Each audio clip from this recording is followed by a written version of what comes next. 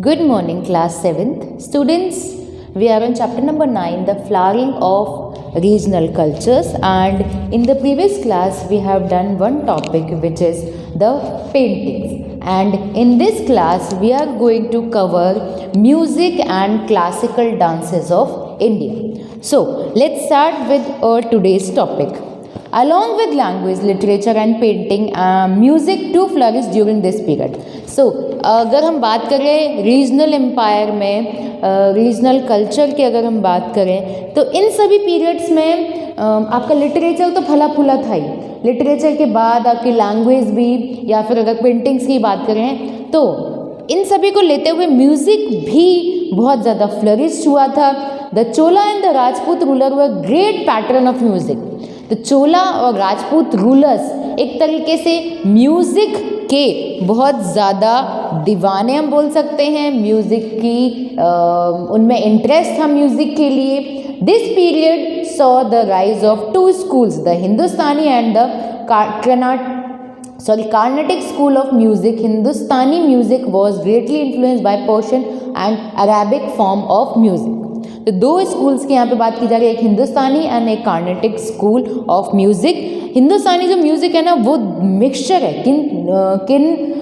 Mixture अगर ना बोलते हम इन्फ्लुएंस, लोगों से इन्फ्लुएंस, किसी की बातों से प्रभावित होना, तो हमारा जो म्यूज़िक है वो प्रभावित है किन दो टर्म से, यहाँ पर पर्शियन और अरेबिक फॉर्म ऑफ म्यूज़िक से प्रभावित है.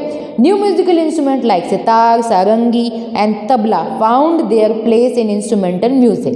तो इन सभी को हम लोग आजकल के टाइम पीरियड में हम लोग यूज़ करते हैं. किनको? सितार, सारंगी, तबले को. With the coming of Turks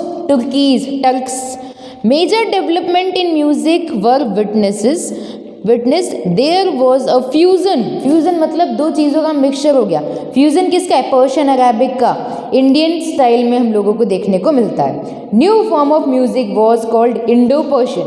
जैसे दो चीज़ों का मिक्सचर हो जाए ना, तो जैसे इंडिया और पर्शिया का हो गया तो उसे इंडो पर्शियन बोलेंगे. तो इंडो पर्शियन म्यूज़िक को हम लोग यहाँ पर देख रहे हैं.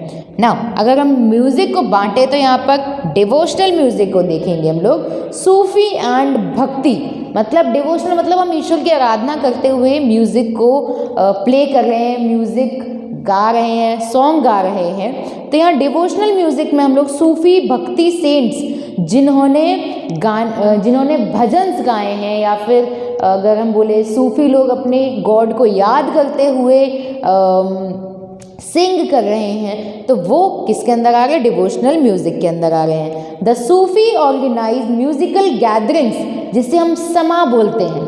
ठीक है, जैसे हम भजन अगर आयोजित कराएंगे, भजन मंडली आई है, बहुत सारे लोग इकट्ठे हो जाते हैं तो भजन चल रहे हैं. उसी तरीके से जो मुस्लिम कम्युनिटी में सूफी सेंट होते हैं वो म्यूजिकल गैदरिंग कराएं तो इसे हम बोलते हैं समा.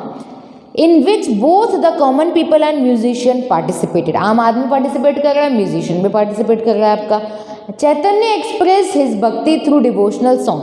चैतन्य जो हमारे एक फेमस पर्सन थे, तो उन्होंने भी अपने डिवोशन को या फिर अपने भक्ति को एक्सप्रेस करने के लिए, जैसे हम सुबह आरती गाते हैं भगवान के लिए, ऐसा कहीं नहीं लिखा है आरती गाई, पर हम हमारी भक्ति पूजा आराधना करने के लिए, एक तरीके से ईश्वर को याद करने के लिए इनकम्प्लीट मानी जाती है विदाउट आरती अगर पूजा की जाए.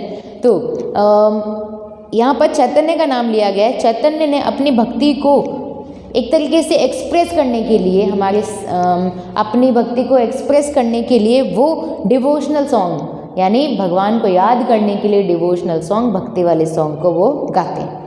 नाउ अगर हम मुगल पीरियड की बात करें, all Mughal emperor except Aurangzeb were great lovers of music. तो हम लोगों ने चैप्टर्स में पढ़ा है कि कौन कौन से आपके रूलर्स थे, मुगल रूलर्स थे. तो मुगल रूलर्स में औरंगजेब एक ऐसे कट्टर मुस्लिम थे जिन्हें, कट्टर मतलब अपने ही कम्युनिटी के लोगों का भला सोचना, दूसरी कम्युनिटी की रेस्पेक्ट ना करना.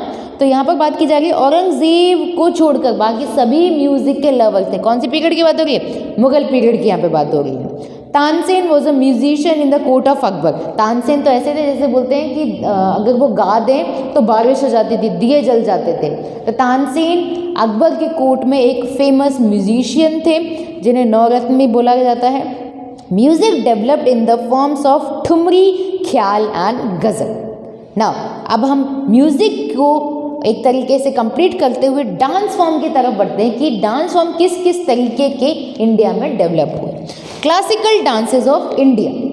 India can boost of an innumerable number of folk dances. India में अगर डांस फॉर्म की बात की जाए ना, इतने सारे फोक डांसेस हैं कि गिनती कम पड़ जाए। Each form has its own speciality and grace along with a set of pattern of costume and makeup। तो हर डांस का ग्रेस अलग है, कॉस्ट्यूम्स अलग होते हैं, मेकअप अलग होता है। जैसे कथक हो गया या फिर कुचिपुड़ी हो गया, तो कथक की ड्रेस कुचिपुड़ी में नहीं हम लोग एक तरीके से इंसर्ट कर सकते हैं। हर एक डांस फॉर्म की स्टाइल अलग है, ग्रेस अलग है, ड्रेसेस अलग है, उनकी कॉस्ट्यूम्स अलग अलग है, मेकअप अलग अलग है। The classical dance form which have developed have set rules that have been followed traditionally over the years. Apart from the gracious hand, the leg posture and the movements, dancers have to acquire the skill of portraying various emotions faithfully in each expression of their face, hand, legs and in fact their whole body। अब देखिए इन dance form को कोई भी नहीं कर सकता है, एकदम परफेक्ट बनना पड़ता है इन डांस फॉर्म को जरिए करने के लिए। आप अगर कुछ चल रहा है, आपको अपने डांस फॉर्म के जरिए हैंड मूवमेंट के जरिए, लेग मूवमेंट के जरिए, अपने फेशियल एक्सप्रेशन के जरिए इन डांस फॉर्म को करना पड़ता है। मतलब आप अगर अपने चेहरे के हाव भाव ही इतने स्ट्रॉन्ग कर लेंगे ना, तभी डांस फॉर्म में आप महारत हासिल कर सकते हो। Each part conveys some meaning of their graceful motion. The costume for all forms are elaborate and rich, but each form and style have their own traditional pattern set down. Jewels of the dancer are also specially created to suit their purpose. Flowers adorned their hairs, and in case of portraying God, their neck as garland. माला भी use में ली जाती थी।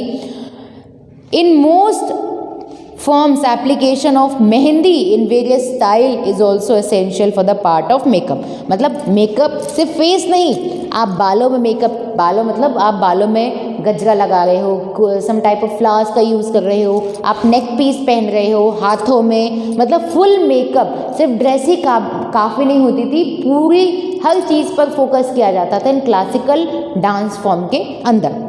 So in the next class we will discuss dance form of India and we will discuss Bharatnatyam and Kathak। So in this class we have discussed music, classical dances of India।